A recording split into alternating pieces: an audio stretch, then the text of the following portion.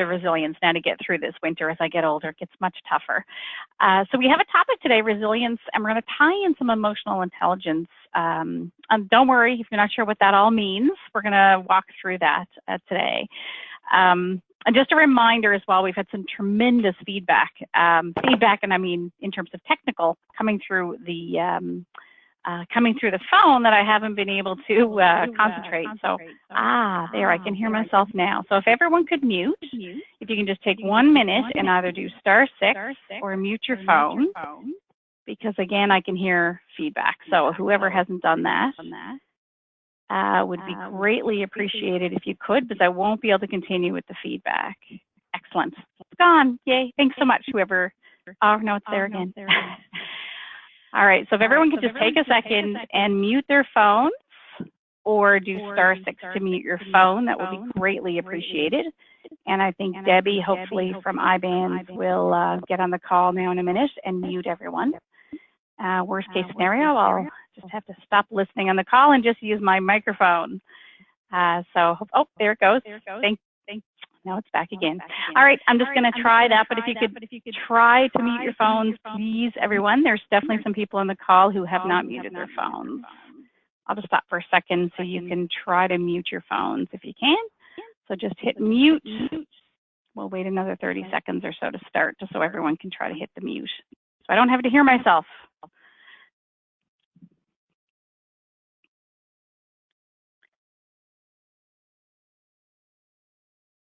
All right, so I can hear myself still, so if you could try to mute, that would be great. And I'm hoping Debbie will get on the call in a second and mute everyone. In the meantime, I'll just stop listening.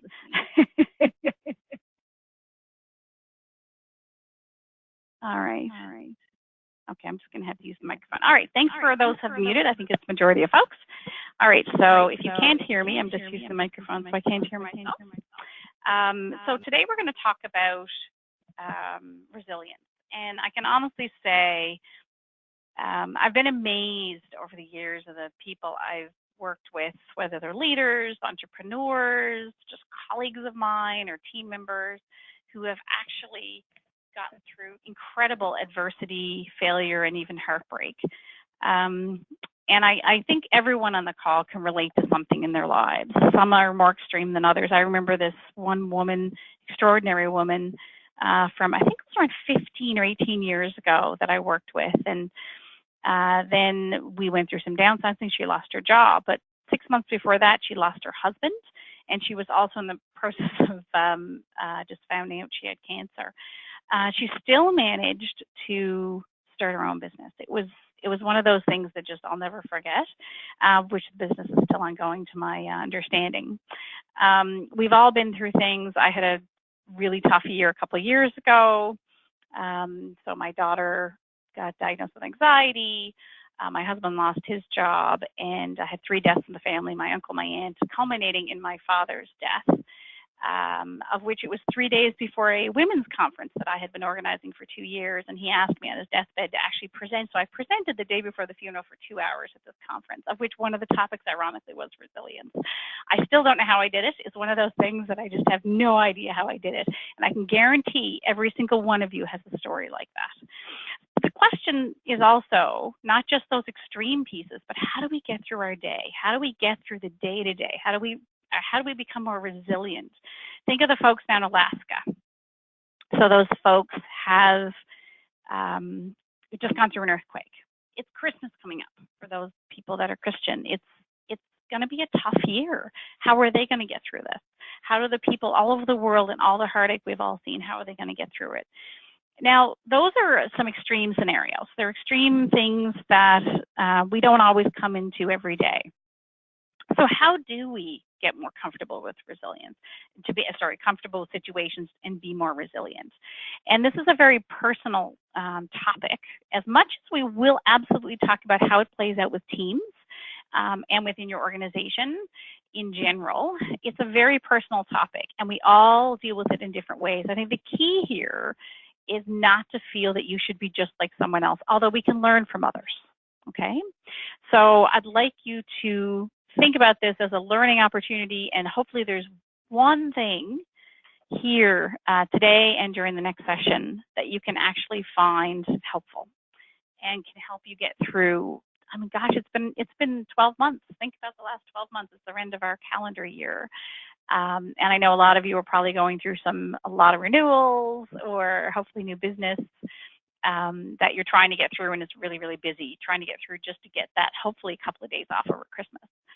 So what we're going to talk about, you know, what do we need? What is resilience? What it actually is? What's the need for it? How emotions play into that. So there's a link in terms of the emotion, which doesn't really surprise, I'm sure, any of you. Understanding if you are resilient. And then more in the next session, we're going to get more into how to make yourself more resilient. So we're going to sort of tackle more of what it is, what are some things to think about, and then some more strategies in our next session. So one epiphany, one element.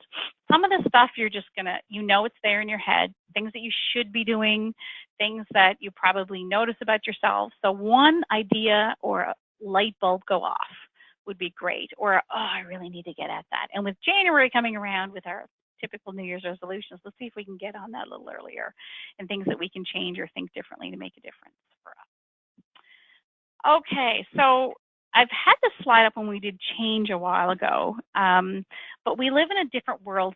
And actually, it's funny, I was actually teaching at the university and I had a session with some clients, and we were talking about employee engagement, and we were talking about how to get through some challenges in terms of their organization.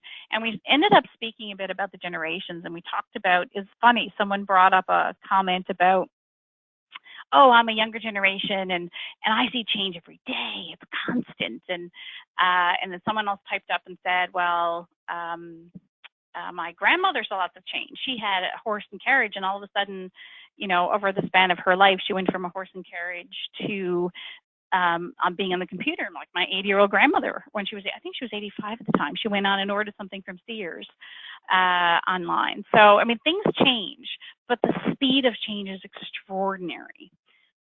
It's one of those things that's not going to change anytime soon. It's only potentially going to get worse.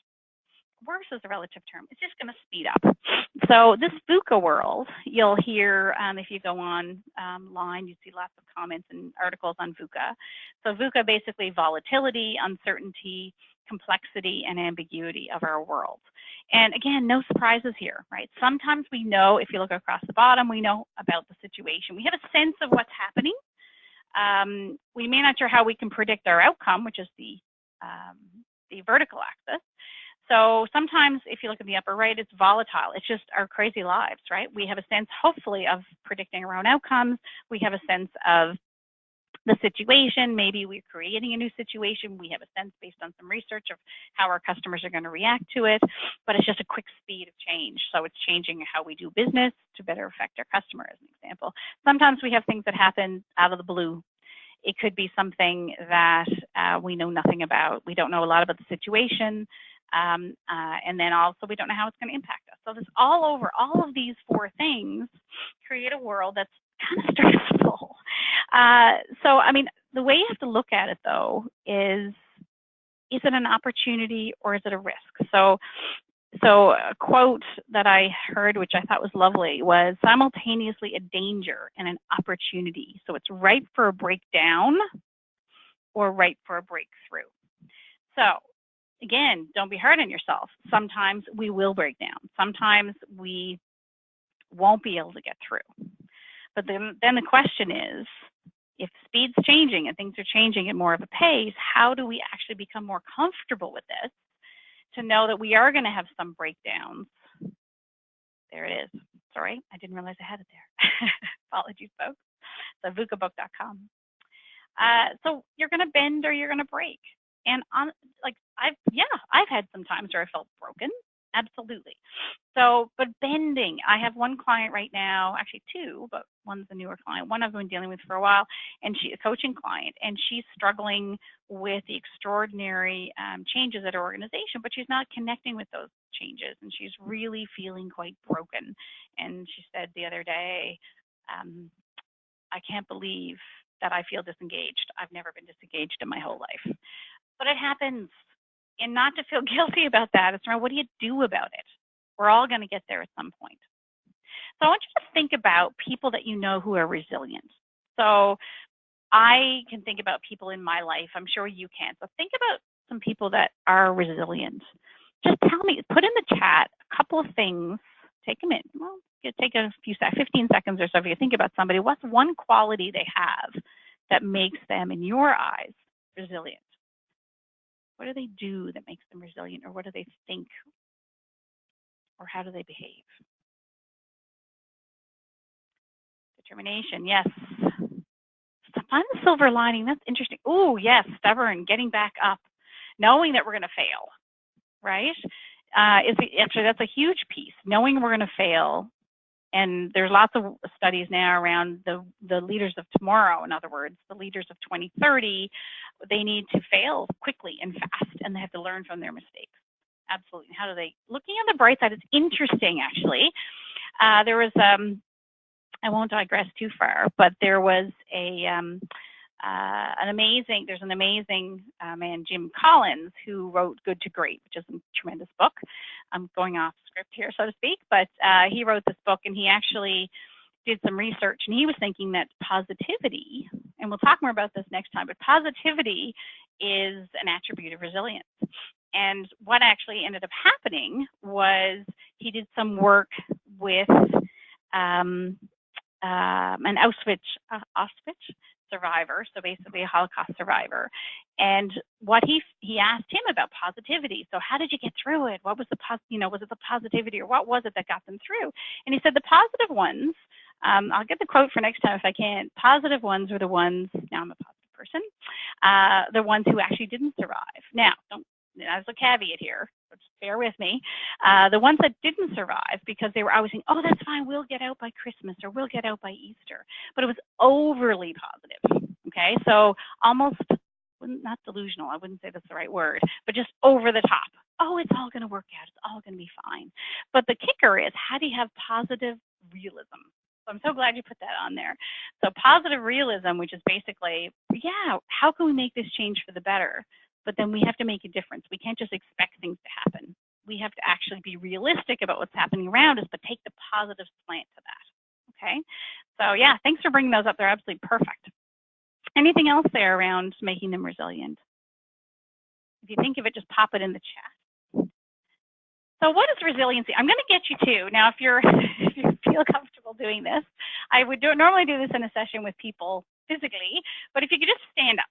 Take a second, if you're in your boardroom, if you're in your office, just take a second to stand up and don't touch anything, okay? If you could do that for me. Don't touch anything. So I'll let you do that.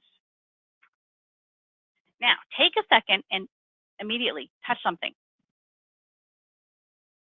I'm going to get you to take another second and touch something else. Now, I can bet, now tell me if I'm wrong, please in the chat, that the majority of you touch something with your hands. This is actually a great little exercise by, I'll give her credit, Courtney Clark. She's out of the US, if you ever want to look her up. She speaks a lot on this, on resilience. And you know, we can touch things with other parts of our body. We have a whole body, but we usually touch things with our hands. So why do we touch things with our hands? We touch them because it's habit.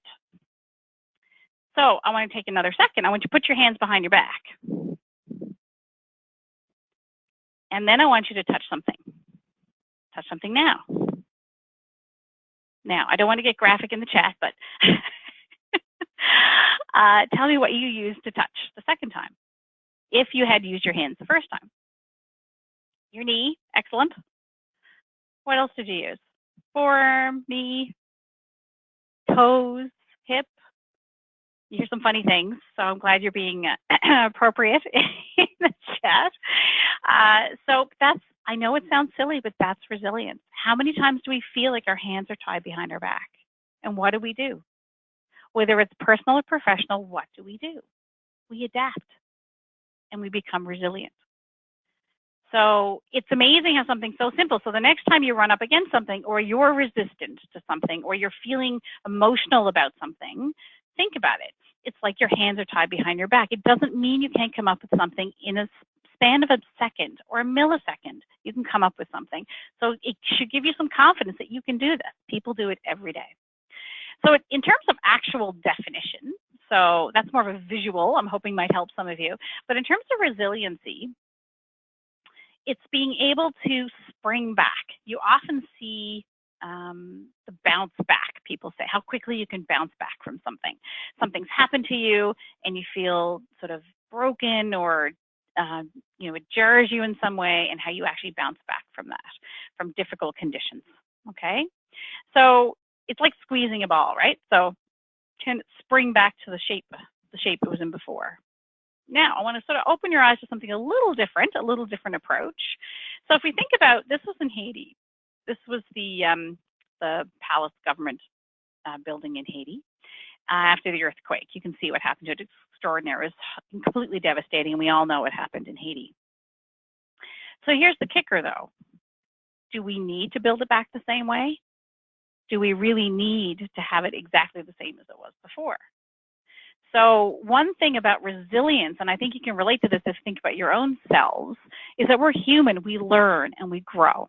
Okay, so there's a definition here around bounce forward I'm going to share. So this is actually from a Harvard Business Review article, but I interjected the part in red.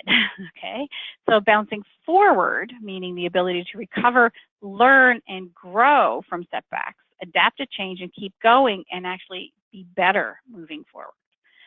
So everything that we do in our lives, we like to think that we learn from and we do something a little better. How do you bounce forward as a person, as an organization, as a team?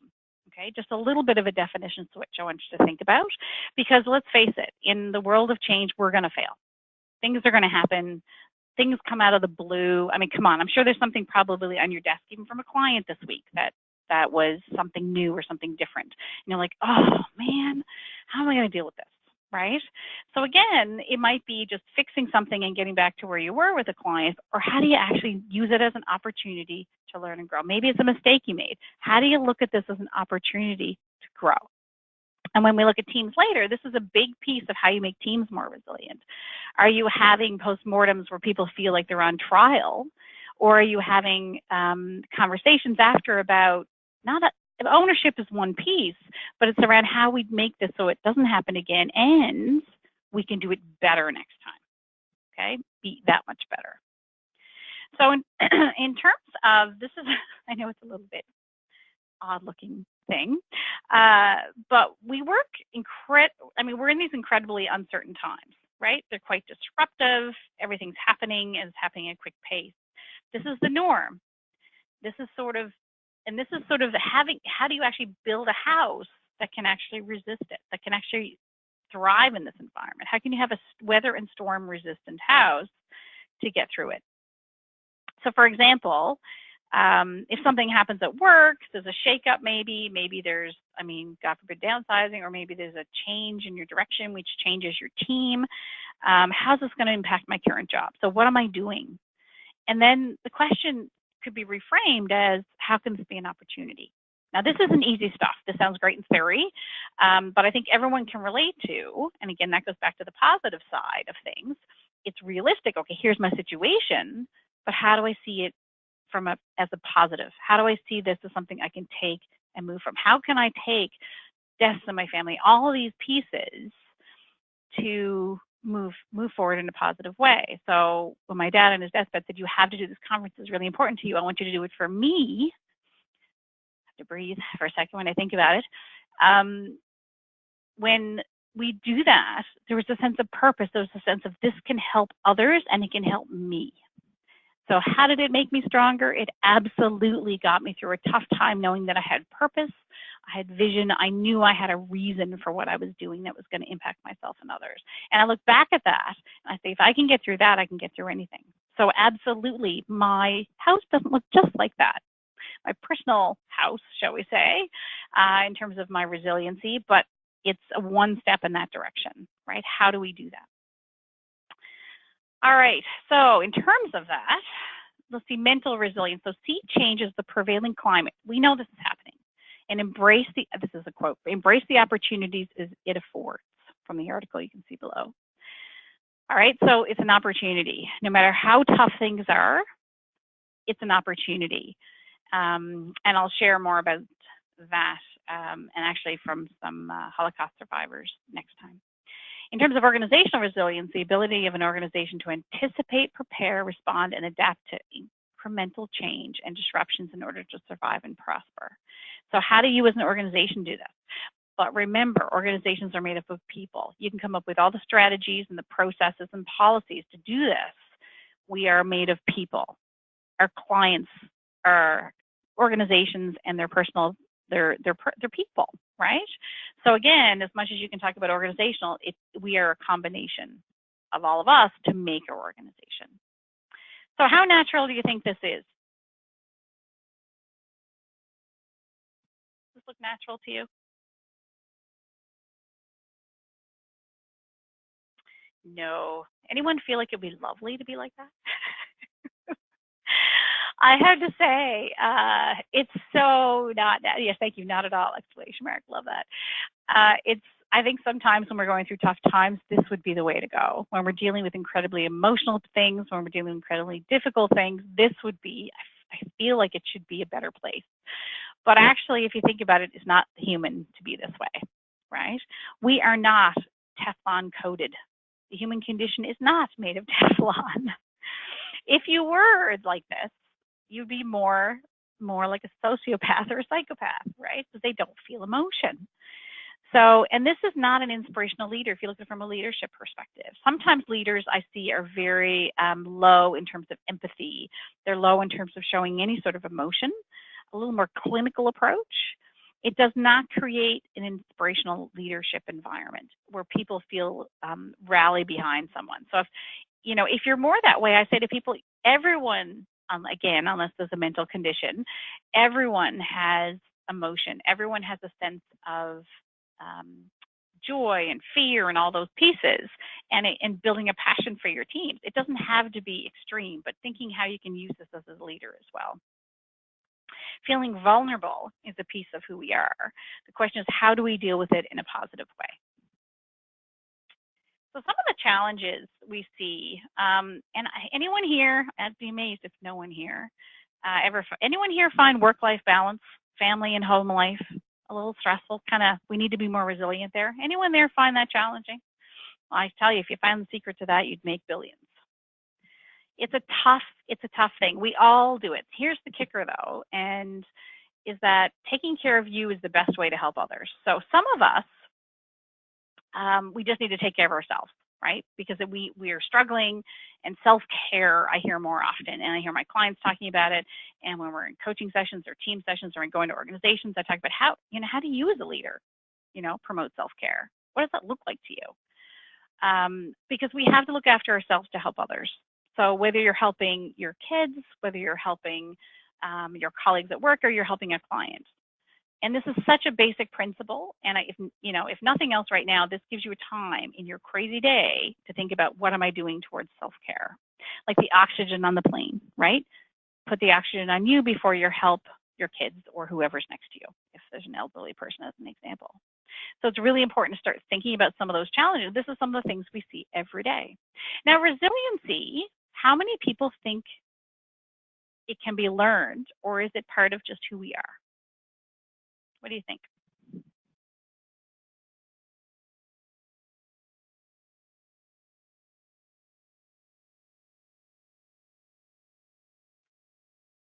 Can be learned. Interestingly, there are studies, there's kind of debates on this one, which I find extraordinary. Yes, interesting, part of who we are, but it can be learned. I think that's the prevailing, thanks Virginia, that's the prevailing thought, and there's a lot of research around this, but there's no absolute here, okay?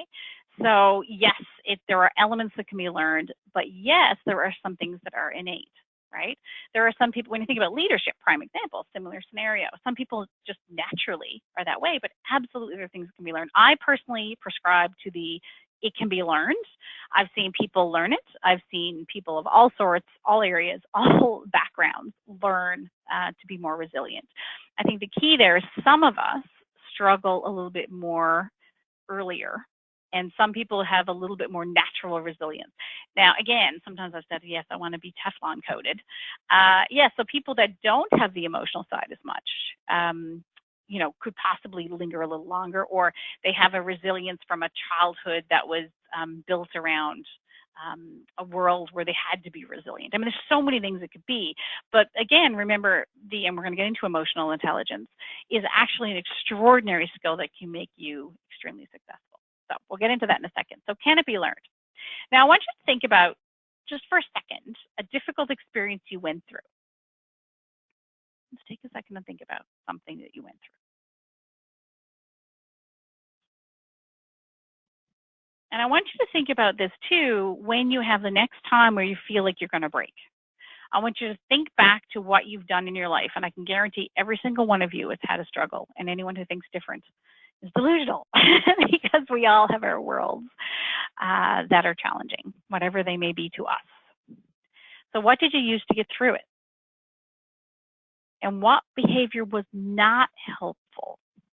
Think back now. What was something you did or didn't do? Yeah, support a family and friends, absolutely. And some people don't reach out to their family and friends, and maybe that's something that they didn't do and they kept to themselves. Maybe that was something they could find helpful. So what you learn from that experience can carry you to the next experience. Again, how do you bounce forward? How do you change in your approach now? So the other piece we'll get into in the next session a little bit more is, what do you need to do now to prepare for the next hurricane, shall we say, right? How does that house need to be fortified now, not when the hurricane is an hour from our shores, right? So what do you actually need to do? So that's why these sessions are great, just if nothing else for you to think about what's something in your agenda, because once you get off this and you get back into your day, can you take one thing that you can commit to perhaps over the next week or two? Now, in terms of there's different components of resilience. And understanding yourself and others, which we'll get into a little bit more shortly around the emotional piece. But by knowing yourself and your capabilities, you can build on your strengths. You can look at your, I wouldn't say weaknesses, maybe the gap areas, and your ability to manage them. And then you have to know the territory. Okay, so you have to kind of know what's going on around you, what are initiatives out there, what are things that are happening, what are the skills and knowledge you need. So what do you need to know more of? What are the things that you need to do? And then there's resources. Everyone if you live in Canada, we have lots of resources, whether it's in organizations, whether it's with your friends and family, whether it's in our systems, our health systems, or whatever systems there need to be out there. How do you connect to resources? And then the key here is taking action, right? If you use all those tools, that's great, but you need to put it into action. So again, this sounds a little bit conceptual, but we're going to talk about different pieces of this as we go through our session today and next time. So I'm going to go, me, I'll have to do the quizzes. I can't see you live, so I have to put them up on the screen. So in terms of how resilient are you, I'm just going to take a second, find a pen or a piece of paper. I'm going to give you 20 statements that you're going to have to rate yourself on. And if nothing else, one of these statements might trigger something in you to think about as well. Okay? So, and apologies, I just have them all listed here. So I'm going to read them out just so we can help work through it. So rate yourself 1 to 5.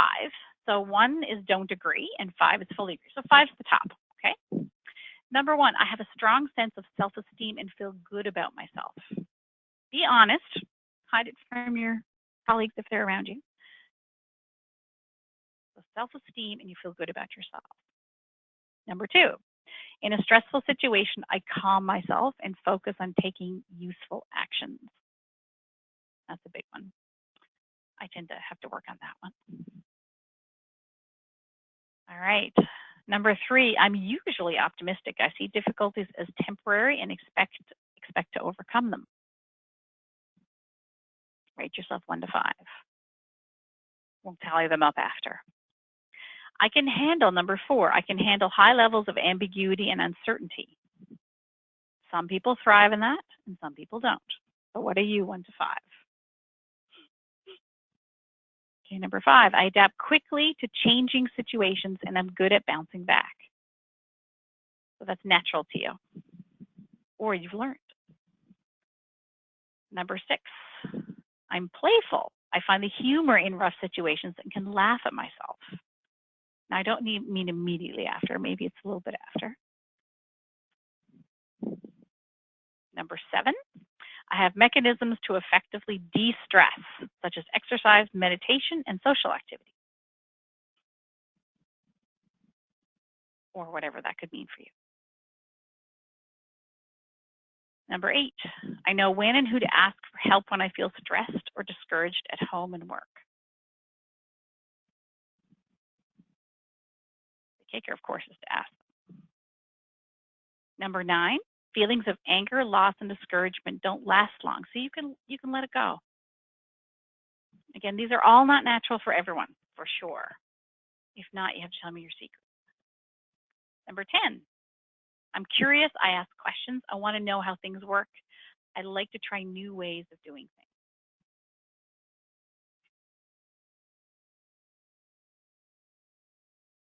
All right, next grouping. Number 11, I learn valuable lessons from my experiences and from the experiences of others. So it's taking that reflection time. Number 12, I'm good at problem solving and can analyze issues, be creative, or use common sense. So it's that logical, sort of analytical side. Some of you will be like that, and some of you may not be. Oh, I'm not going to tell you all about me, but number 13 I struggle with. I have a healthy diet and sleep well. I won't tell you when I woke up this morning. I'm not going to tell you what I had for dinner last night. I'm notorious for that as my January start. Anyway, number 14, I'm very flexible and expect ups and downs as part of life. Number 15, I'm always myself, but I've noticed that I'm different in different situations. So are you adapting? Number 16, I read people well and trust my intuition. Number 17, I see the positive in the difficult situations I have been through.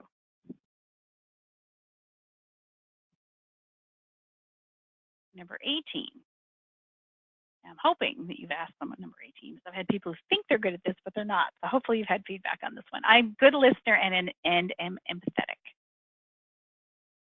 Does your caring side come out? Number 19, I naturally adapt to other people's personalities and am non-judgmental.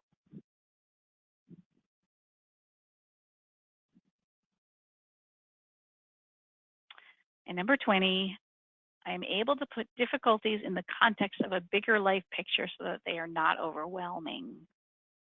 Because whatever's in front of our face tends to often be extraordinarily overwhelming. All right, so I'm going to give you 30 seconds or so to tally up. And I want you to think about which ones you're tallying. Once you've got them tallied, there's a score for those competitive ones if you want to see self-competitive, not with others, I hope, in this one anyway. If you want to look at your scoring and see where you fall, I'll just give you 30 seconds or so to tally it up.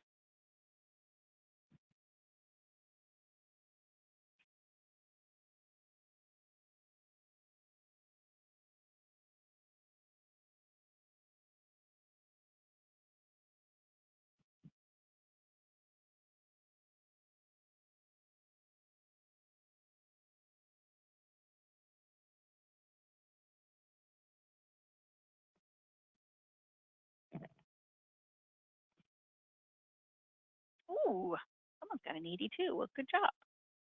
So some of you, and there's no shame here, and again, it might depend on what you're going through as well, if you have something that you're in the middle of right now. So look at your score. And the kicker is here is look back and see what the areas are, or if you can remember them.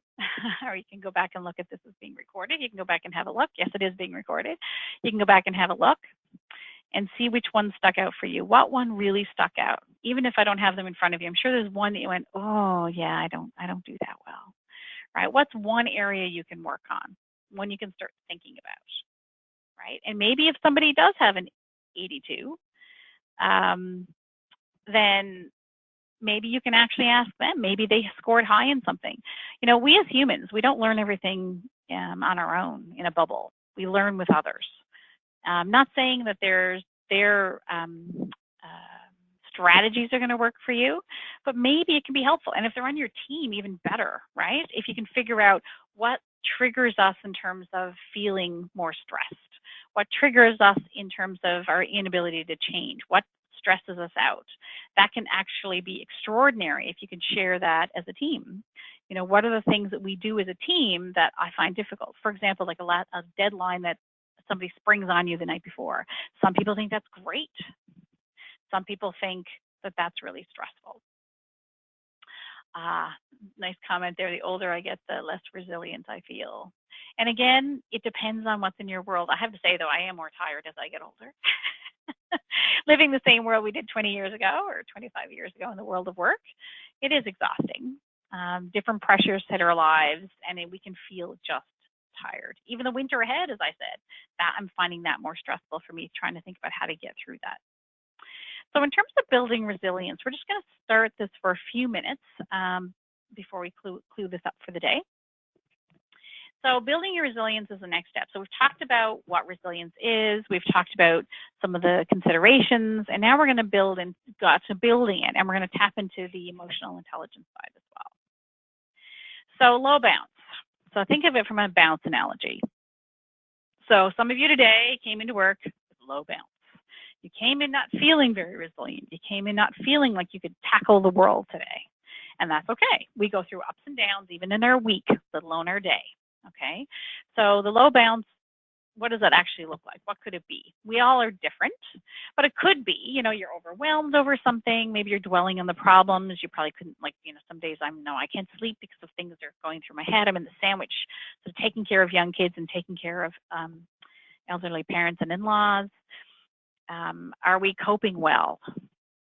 I like to hope that nobody on the call is coping in really bad ways, and in terms of, you know, major drug and alcohol, etc. But again, what is your cope? Mine's chocolate. I'll own it. Mine's chocolate. That's one of my coping mechanisms, but it tastes so darn good. So what are your unhealthy coping mechanisms, right? Some people go to the gym, which is actually a great coping mechanism. So again, how do we balance them out? Again, but don't feel guilty if you do indulge one evening, as an example. Slower to recover. You know, as we get older, maybe the situation you're in, you know, it's really tough. Two of my best friends, their parents have both passed. Both sets of parents have all died. We're 48 now. So I have one parent left, and out of three of us. So, you know, but they're also moving past that slowly, but they're going to be in a different state where I'm going to be. Certainly my mom's been quite ill, so taking care of her and helping her as much as I can. So again, our life is different in different stages. As we get older, yes, but we can also have very positive stages as we get older as well. So emotional intelligence, we're going to talk about the homemade chocolate. Oh, Virginia, you got homemade chocolate? Don't. I'm glad we're not in the same city. I don't know where you are because it could be a bad sign. So emotional intelligence is something that, how many people haven't heard of emotional intelligence? Anyone there that hasn't heard? I could certainly explain more. I'm going to explain the basics around emotional intelligence, just so you get a better sense of what it means.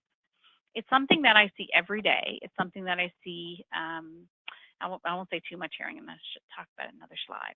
So emotions, unless we're sociopath, we have emotions. And our emotions tell us things. It's amazing how much data, which is an analytical word, yes, but it's data that comes from emotions. So we understand how we feel about others. We understand what we could possibly do for others, what we're struggling with. They give us lots of data that we need to look at and we need to analyze it, okay? It helps us to make decisions. It helps us to have action. So if we know something, do we have action? It protects us too, right? Sometimes, you know, in incredible stress, our emotions can actually, sometimes people go through, as you know, and it's a grieving process, you can get in sort of the denial stage. But sometimes that's the way our brains work to protect us. So it's all data that you can think about and look at. We are not robots, despite the fact that I know they're trying to bring artificial intelligence and all those things in. It doesn't have that data. It doesn't have that element of that personal element. And I shouldn't say never, but robots aren't there yet. So EQ and IQ. So EQ, well, let's just talk about IQ. It's really the analytical, the reasoning. IQ tests, so I do a lot of work in assessment, so IQ tests test my ability to reason through a problem, to look at a specific situation, analyze the data, and come up with a logical solution. Okay, so when we look at IQ tests in school, now they're starting, thankfully, looking at more around other types of intelligence.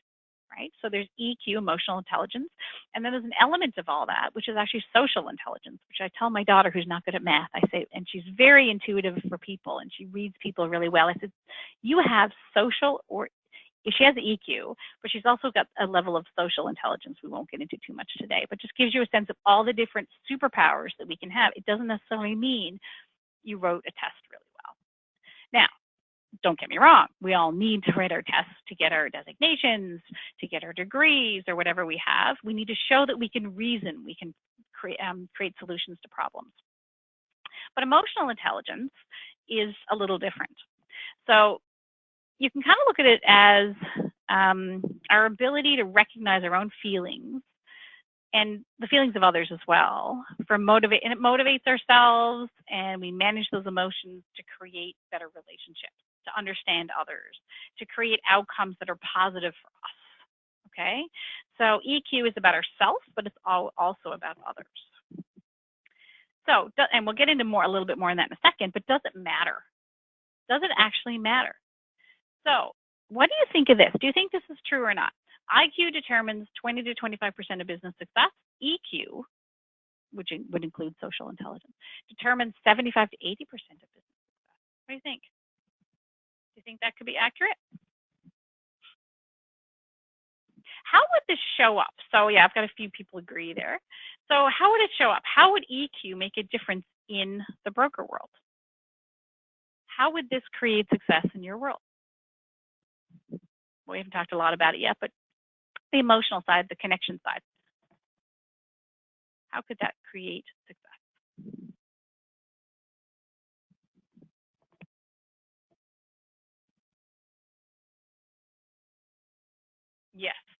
Yes, thank you. Clients are the obvious one. Empathy for clients, I mean, gosh, especially if you're in claims, for heaven's sakes. I don't know if you have claims departments, but that's huge. But even just struggles that people have gone through. I know in Newfoundland and Labrador, we've had economic downturn, which we're just coming out of now, thankfully. And wherever you are, I'm sure you've had similar things happen as well. So yeah, how do you help your clients through it? How do you actually feel for them and actually meet them there? Sometimes when they're emotional, and maybe they're angry, right? How do you navigate that? Absolutely is EQ. It might not be coming out with a mathematical formula around something, but it can be extreme there as well in creating success. Yeah, well, you can work with better. Yeah, it's great there. Yeah, if you look at their personal needs as well, you can work better with them professionally, which is which is great. Absolutely. Our teams, how we become more effective, and I've talked to you about engagement before. Engagement takes that into play. So if you can actually, and part of engagement is actually connecting and caring for others, feeling a sense of team, feeling trust, all those things are built through emotion. So I don't mean being emotional. It's through understanding people, giving them what they need, supporting them when you need to, and also becoming excited and maybe even humorous when you need to, right? So all those things play out to be success. So EQ is actually being looked at a lot more in terms of hiring practices. People look at that, they test it out, whether it's in an assessment or they test it out in terms of questions. So think about that, the questions you ask in your organization when you bring people in to understand how emotionally intelligent they are. Now, in the standard one, this is Daniel Goleman's. I'm going to talk briefly about. We're going to sign off now in a minute. But Daniel Goleman is the sort of grandfather of emotional intelligence. So EQ, EI, it was what it first came out, but EQ it became. EQ has 4 elements, and no matter who you look at, they pretty well go back to these, to some way, shape, or form, these 4 elements. So I've got a little bit better way of looking at it here. So in terms of his model, you kind of look at, if you look across the top, what I see, so what I'm noticing, see here, you know, what I'm taking in and what I do. Okay, so what I see is self-awareness. So what I see, what I'm seeing about myself, what's my, you know, it's personal to me, right? It's about me. It's how I'm looking at myself. Am I reflecting? Am I looking at when I'm stressed? Do I know when I'm stressed? Do I know when I'm triggered? Do I know, you know, those things are all self-awareness.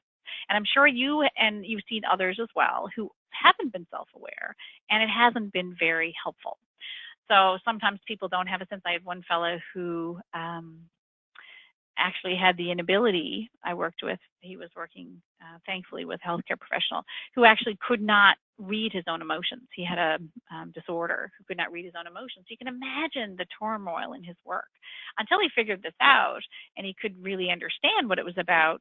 You know, he didn't even know when he was angry, right? He couldn't even understand it, and he couldn't read his own emotions. So imagine that and how detrimental that could be. So again, being self-aware, noticing how we're coming across to others. Then we have if you see what I see, look to the right of that, what I do for myself. So for myself, what do I do? So I know I'm upset, so I have choices. If I'm self-managing, I'm not going to open my mouth when I shouldn't. I shouldn't yell and scream at somebody when I shouldn't. Maybe if I'm upset about something, I need to step out of a room, whatever it might be. We need to manage ourselves for the situation so it's impacting others. Okay, and then if you look on the bottom, you've got social. What I see around me. Do I notice other people? Do I notice their emotions? So if I know I'm one of those people who I can go into a room, I can feel it. And I know you've done this. Everyone has. Sort of one of my superpowers. I can feel when someone's off. But I know you've been in stressful situations where you know you can walk into a room and you can cut the stress with your knife, that tension, right? So we all have some ability there to be able to read what's going on around us. I have a feeling there's something wrong with Sarah or Bill or Bob, right? That's understanding. And then the question is what you do about that. I might know that's happening. Then what I do about that is relationship manage. So what do I do? How do I use my own emotional intelligence to go and help with that situation? So it plays out in terms of ourselves, and it plays out with what I do for others. Okay, very quickly now before we close off. So some questions. So self-awareness, can I accurately identify my own emotions and tendencies as they happen? Do I notice it? Am I watching for it? This is a skill you can learn if you haven't, okay? If you're not great at that, if you don't take time to reflect about something or ask how you're coming across to someone else. Can I manage my emotions and behavior to a positive outcome? So can I be in a stressful situation in some which way, shape, or form, and can I make a positive outcome out of that? In terms of social awareness, can I accurately identify other people's emotions and tendencies and I interact with them and how I interact with them? And then finally, can I manage the interactions? Okay, so if I'm doing it while I'm working with them or I'm involved, I notice something, but can I manage the interactions I have with others constructively and to a positive outcome? Okay, so that is emotional intelligence. If you didn't know what it was, that's what it is in a nutshell. It's been around for quite a while, and Daniel Goleman is the grandfather of that. Now, we're going to dig more into that next time. We're going to dig into actual strategies. We're going to talk about things that hold you back. We're going to talk about thinking traps and things that can take you off your track or the direction you need to go. So yeah, hopefully that was helpful today. We'll see you there in a couple of weeks. I can't believe it'll be then. Christmas will be around the corner. So hope to see you then, and put your thinking caps on. And maybe my ask to you is to go out over the next couple of weeks and think about this and think about where your areas are that you need to work on. And then maybe next time, hopefully we can come up with some strategies that may be helpful, especially going into the new year. All right, thanks very much, everyone, and we'll see you in a couple of weeks. Any questions, or I'm on the call as well for a couple of minutes.